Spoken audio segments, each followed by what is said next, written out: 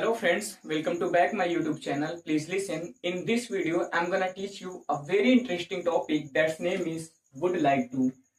आज के वीडियो में हम लोग सीखने वाले हैं would like to का प्रयोग। would like to का प्रयोग कहाँ करते हैं? क्लास 10th और इंटर के पॉइंट ऑफ व्यू से ये यूज बहुत ही ज्यादा इंपॉर्टेंट है, इसलिए सभी बच्चे ध्यान से इस यूज को समझें।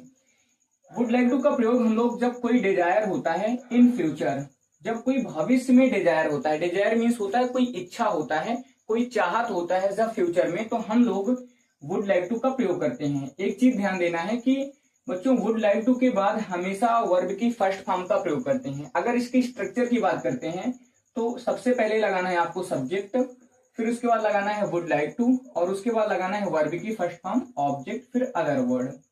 ध्यान देना है कि जब कोई डिजायर होगा, डिजायर मीन्स होता है कोई इच्छा, जब फ्यूचर में कोई इच्छा होता है, जैसे फ्यूचर में मेरी इच्छा है कि मैं एक लैपटॉप खरीदना चाहूंगा, मैं एक लैपटॉप खरीदना चाहूंगा, तो ये मेरी फ्यूचर में इच्छा है। मैं एक जॉब करना चाहूंगा, ये मेरी फ्यूचर में कोई इच्छा है। तो जब भी कोई फ्यूचर में इच्छा होता है तो वहां पे हम लोग वुड लाइक टू का प्रयोग करते हैं। जैसे एग्जाम्पल समझते हैं, मैं तुमसे एक बार मिलना चाहूंगा, मेरी ये इच्छा है, मेरी ये इच्छा है भविष्य में कि मैं एक बार आपसे मिलना चाहूंगा। तो यहाँ पे हम लोग वुड लाइक टू का प्रयोग कैसे करेंगे ध्यान से समझेंगे। सबसे पहले यहाँ पे सब्जेक्ट है आई, तो हम लिखेंगे आई, फिर उसके बाद लगाना है आपको वुड लाइक टू। क्यों? क्योंकि इसमें कोई चाहत आ गया है, कोई इच्छा आ गया है, कोई डिजायर आ गया है फ्यूचर में। एक चीज ध्यान देना है बच्चों, आपको हिंदी से अगर पहचान समझना है तो इसमें चाहूंगा, चाहूंगी ऐसे वर्ड आते हैं, तो वहां पे फ्यूचर में डिजायर होता है। तो यहाँ पे सबसे पहले सब्जेक्ट लगाएंगे आई, आई के बाद लगाएंगे वुड लाइक टू, क्योंकि सब्जेक्ट के बाद लगाना है वुड लाइक टू। तो I would like to, I would like to. उसके बाद लगाना है वर्ब की फर्स्ट फॉर्म। वर्ब की फर्स्ट फॉर्म क्या होता है? मिलना। मिलना की इंग्लिश होती है meet. I would like to meet, object क्या है? You. I would like to meet you, एक बार, एक बार की इंग्लिश होता है once. I would like to meet you once, मैं एक बार आपसे मिलना चाहूंगा, ऐसे ट्रांसलेशन किया जाता है। सबसे पहले मैं तुमसे एक प्रश्न पूछना चाहूंगा, मेरी ये इच्छा है कि मैं सबसे पहले एक आपसे प्रश्न पूछना चाहूंगा। तो ट्रांसलेशन कैसे करेंगे? सबसे पहले, सबसे पहले की इंग्लिश होता है first of all, first of all. आप इसे लास्ट में भी लिख सकते हैं, कोई दिक्कत नहीं है। तो सेंटेंस हिंदी में पहले है तो आप लगा सकते हैं पहले भी, और उसके बाद कामा का प्रयोग कर सकते हैं। सब्जेक्ट क्या है? I. I would like to, I would like to पूछना। पूछना की इंग्लिश क्या होता है? आस्क, और वर्ब की फर्स्ट फॉर्म ही लगाना है। I would like to ask you, object क्या है? यू।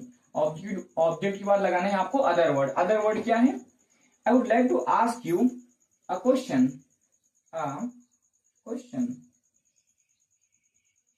ऐसे ट्रांसलेशन करेंगे। सबसे पहले मैं आपसे एक प्रश्न पूछना चाहूंगा, first of all I would like to ask you a question. मैं और अधिक पैसा कमाना चाहूंगा ताकि अपने लिए एक नई स्कूटी खरीद सकूं। ये सेंटेंस बहुत ही ज्यादा इंटरेस्टिंग है, ध्यान से समझेंगे सभी लोग। मैं और अधिक पैसा कमाना चाहूंगा, तो यहां तक तो ये जो सेंटेंस पूरा पूरा मैं और अधिक पैसा कमाना चाहूंगा, ये तो मेरी इच्छा है फ्यूचर में ना। तो यहाँ पे वुड लाइक टू का प्रयोग करेंगे। कैसे? सब्जेक्ट है I, I would like to, I would like to कमाना। कमाना की इंग्लिश होता है earn. I would like to earn, मैं कमाना चाहूंगा और अधिक पैसा। और अधिक पैसा, और अधिक मतलब मोर मनी, और अधिक पैसा इट मीन्स मोर मनी। तो I would like to earn more money, more money, ताकि अपने लिए एक नई स्कूटी खरीद सकूं। ये सेंटेंस एक्चुअल में कैन और कुड का प्रयोग है। तो यहाँ पे हम लोग लगाएंगे ताकि मैं अपने लिए एक नई स्कूटी खरीद सकूं। यहाँ पे मैं शब्द सब्जेक्ट नहीं है, क्योंकि सब्जेक्ट एक बार आ चुका है ऑलरेडी। तो यहाँ पे अंडरस्टूड है कि सब्जेक्ट आई ही है, तो हम लोग लिखेंगे आई कुड, ये खरीद सकूं।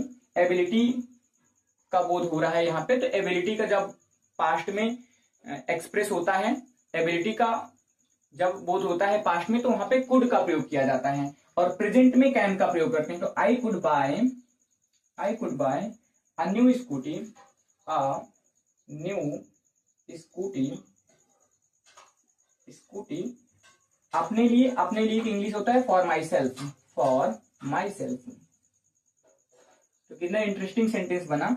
आई would like to earn more money so that I could buy a new scooty for my self.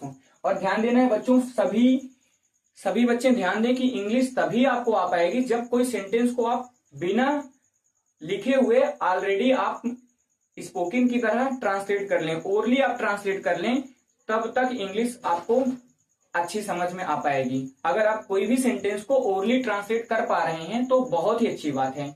जैसे कि सेंटेंस लिखा है, मैं और अधिक पैसा कमाना चाहूंगा ताकि अपने लिए एक नई स्कूटी खरीद सकूं। सेंटेंस 2 लाइन का सेंटेंस है और बिना सेंटेंस को लिखे हुए आप ट्रांसलेट कैसे कर पाते हैं। जैसे कि मैं बोलता हूं I would like to earn more money so that I could buy a new scooty for myself, ऐसे ही आपको ट्रांसलेशन करना है। मैं आपको तहे दिल से धन्यवाद देना चाहूंगा, ये सेंटेंस भी देखो हमेशा बोला जाता है, मैं आपको तहे दिल से धन्यवाद देना चाहूंगा। तो मेरी ये इच्छा है कि मैं आपको तहे दिल से धन्यवाद देना चाहूंगा। कैसे ट्रांसलेशन करेंगे, आई वुड लाइक टू